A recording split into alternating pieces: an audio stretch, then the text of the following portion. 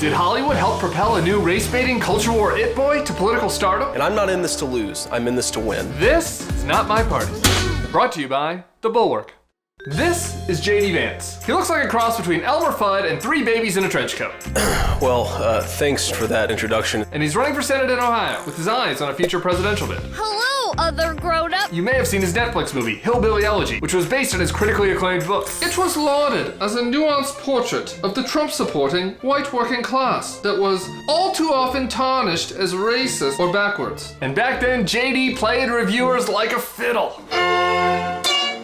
He texted his agent saying that Trump winning would be terrible for the country, but good for book sales. You got that right. Everyone from Seth Meyers to Bill Gates used JD's story to help them understand this crazy species that they'd never encountered in the wild, the Trump voter.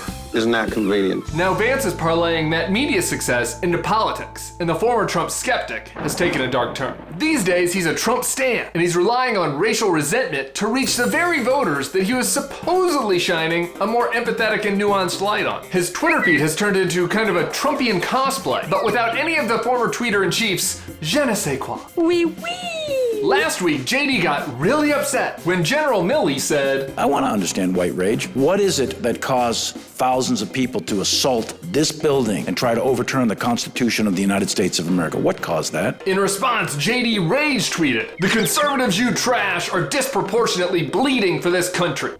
So only angry white men serve in the military. Boy, that's some subtle stuff there, bro. I wonder if the audience picked up on the dog whistle.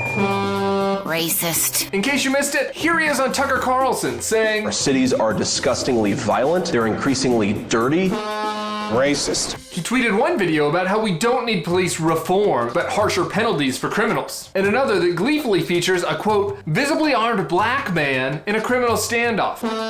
Gross. And said it's a national embarrassment that the CIA would use phrases like woman of color and intersectional. He said that the US should seize money from woke institutions like Harvard that are harming our nation state. That seems kind of weird. And let's see, all that's just from the last month. Here's the worst part about JD's new shtick. The points he's made over the years about liberal elites looking down on and ignoring the forgotten hillbillies were right. They do that. JD could have been a model for a new, more empowering kind of politics. But instead of changing the way politicians address white working class problems, he's using the same demagogic bullshit about race and crime and gays that every populist asshole has been employing since the AIDS crisis and Jim Crow.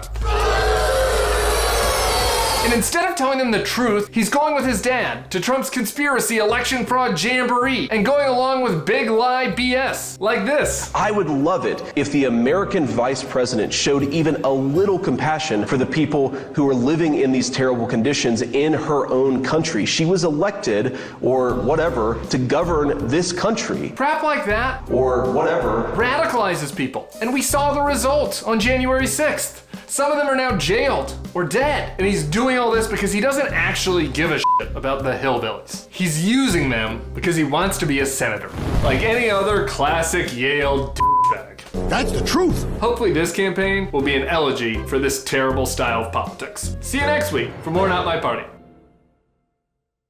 For more weekly episodes of Not My Party, hit that subscribe button.